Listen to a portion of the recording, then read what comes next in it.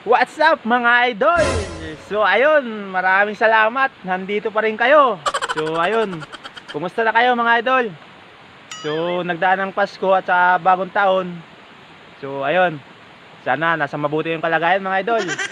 So sa araw nito mga idol, mayroon akong nais na i-share sa inyo na kunting kaalaman tungkol sa pagpaparami ng luya. So ayun, kung gusto mong paramihin yung tanim mong luya mga idol, ito yung pagkakataon, i-share ko sa inyo. So tapusin nyo sana yung videong ito upang lubos nyong maunawaan mga idol. So ayun, bago nga pala ako magsimula sa aking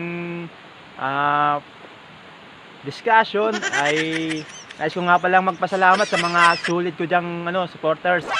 So ayun, maraming salamat sa inyo mga idol, maraming salamat sa pagtitiwala. So hanggang ngayon nandito pa rin kayo. So ayun, at kung bago ka lang naman dito idol, kung bago lang dito sa aking YouTube channel, ay huwag kalimutan mag-subscribe at pakihit na rin ng notification bell upang lagi kang updated sa mga bago ko pang i-upload na video. So ayun mga idol, so ano pang hinihintay natin? Mula natin, let's go!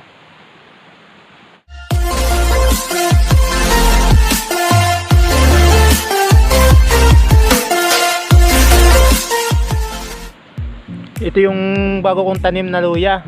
So ayan, kung mapapansin nyo, ito pantay-pantay, pantay-pantay siya, no? Pero mapapansin nyo bakit may isa dito mahaba. So ayan, mahaba siya, di ba? Tsaka ito pantay-pantay. Tsaka ito din mga idol, itong isa dito pantay-pantay din. Tsaka ito mahaba. So, bakit nga ba nangyaring ganyan mga idol? So, yan ang i-share ko sa inyo sa araw na ito. Kung bakit nangyari yung ganyan. Yan yung technology na sinubukan ko mga idol. So, mas mabilis siyang magparami ng tanim na luya. So, ayan. So, i-share ko sa inyo kung bakit mga idol. Kung paano ko siya ginawa. So, ayan.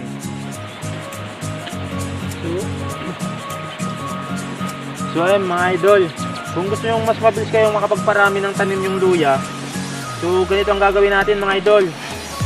So ito, bubunutin na natin. So ayan. So kung yung nakaraan nating video mga idol, so sinir ko yung una, so nagpatubo pa ako ng binhi na luya.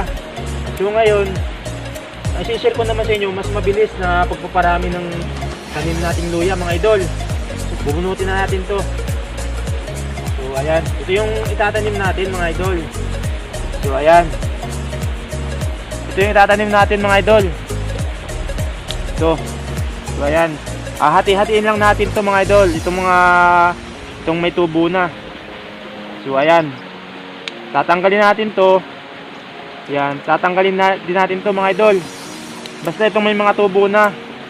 So ayan, ito yung itatanim natin mga idol. So ayan, may tubo na rin to. So ito yung mabilis tumubo mga idol. So hindi na kayo magpapatubo ng luya. Kasi kung ito tatanim natin mga idol, may tubo na siya, sigurado na siyang mabubuhay mga idol. So ayan, ang gagawin lang natin mga idol pag ganito, hati-hatiin lang natin siya. So ayan, hati-hatiin natin. So pag ganito ang ginawa natin mga idol, mas mabilis siyang magparami ng tanim. Kasi hindi na tayo maghihintay na tumubo yung ipupunla natin. Kasi sa ganitong pamamaraan mga idol, mas mabilis yung ating pagpapalawak ng tanim. So ayan. Ngayon, pagkatapos natin itong pira-pirasuhin yung mga ganito na may tubo na, bago natin siya itatanim sa lupa, sa ating taniman. So kailangan may nakahanda na tayong taniman mga idol. So ayun, tatanim natin. So ayun mga idol, so ito yung ating itatanim. So pag ganito mga idol, mas mabilis mga idol. So mas mabilis tong tumubo mga idol dahil sigurado na kasi may tubo na. So itatanim na lang natin to. So ayan, tatanim natin mga idol.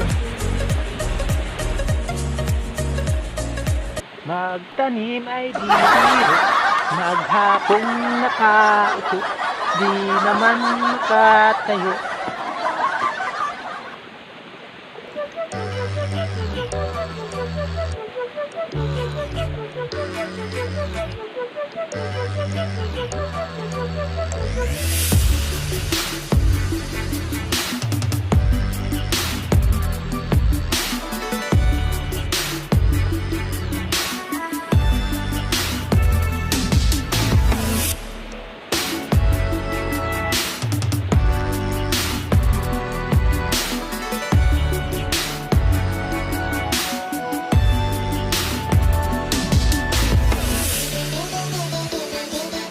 Siyempre mga idol, pag ganyan na, pag mga ilang buwan na mga idol, pag napapansin natin may tumutubo ng mga bago, so wag natin kakalimutan na i-shake yung lupa mga idol, para maging buhagag pa rin yung lupa. So kailangan mga idol i-shake yan, mga ganyan, i-shake natin lagi kapag kapag napapansin natin malaki na yung ating luya, para yung laman niya mga idol mas mag-expand pa, mas lumaki, saka mas dumami, para mas maganda yung harvest natin ng luya natin mga idol. So ayan, pag ganito mga idol, mga isang buwan may tutubo dito saka dito, so yun yung magpaparami sa kanyang laman. So ang magiging itsura niya mga idol, dadami siya. Yan. Kung napansin niyo mga idol, isa pa lang yung ating itanim dito.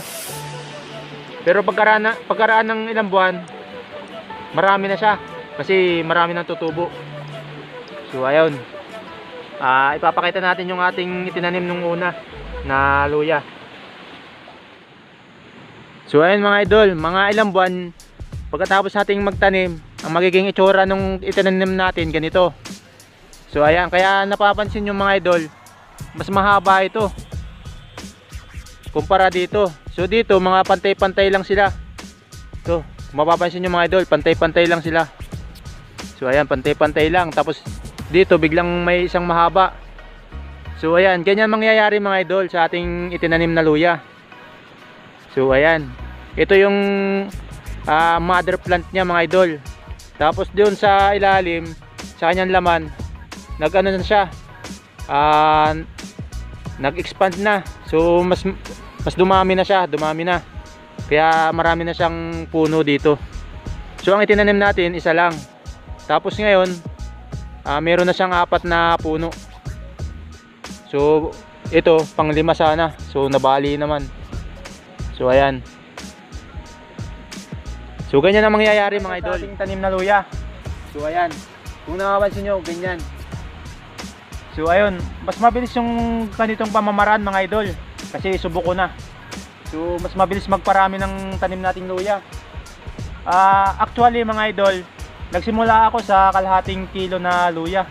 So ngayon, medyo marami-rami na nang naitatanim ko, medyo lumalawak na. Kasi ganito ang ginagawa ko.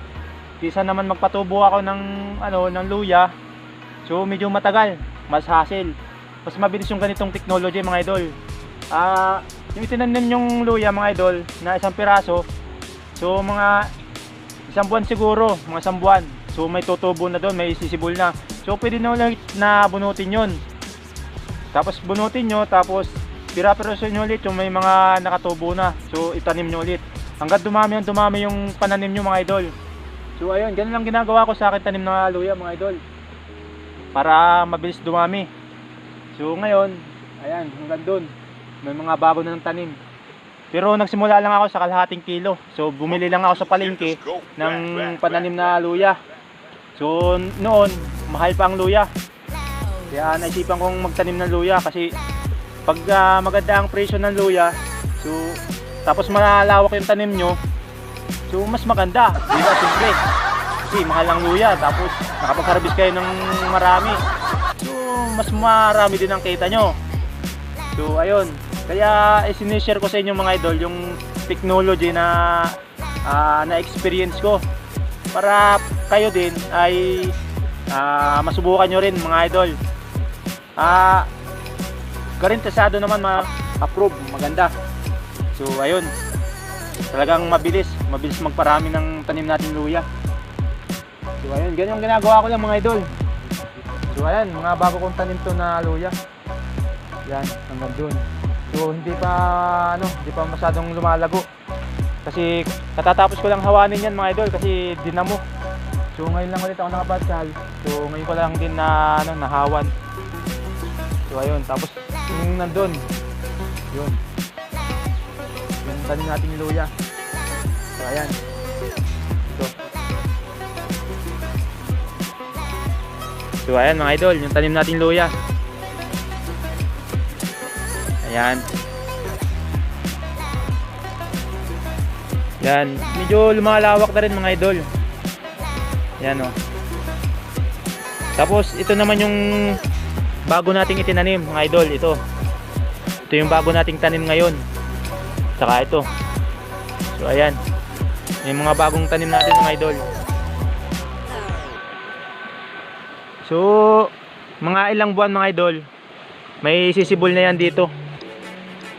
Yan, may mga sisibol na diyang mga bagong puno. So yun yung magpaparami ng laman. Parang ganito mga idol. So ayan, ito isang puno lang itinanim ko dito, pero ngayon dumami na yung puno niya. Tapos may mga laman-laman na rin siya dyan. So ayan, yung laman niya mga idol. Ayan. So maliit pa yung mga laman niya kasi hindi pa pwedeng i-harvest. Kasi ilang buwan pa lang yan. So ayun mga idol. So ayun, sana may natutunan kayo sa aking isinare ngayon na bagong technology sa pagtatanim ng pagpapalawak ng ating tanim na luya mga idol. So ayun, sana may nisira ko sa inyo na kalaman. So ayun, maraming salamat. Maraming salamat mga idol dahil hanggang ngayon nandito pa rin kayo sa aking channel. So ayun, maraming salamat. So shoutout nga pala kay John King Placino, saka kay Carlo Gomez. So ayun, shoutout sa inyo mga idol, mga sulit yung supporters yan mga idol. So ayun. So ngayon, kung gusto nyo magpa-shoutout, mag-comment lang kayo sa aking video. So ayun. So ayun, maraming salamat sa pagsubaybay mga idol. Hanggang sa muli.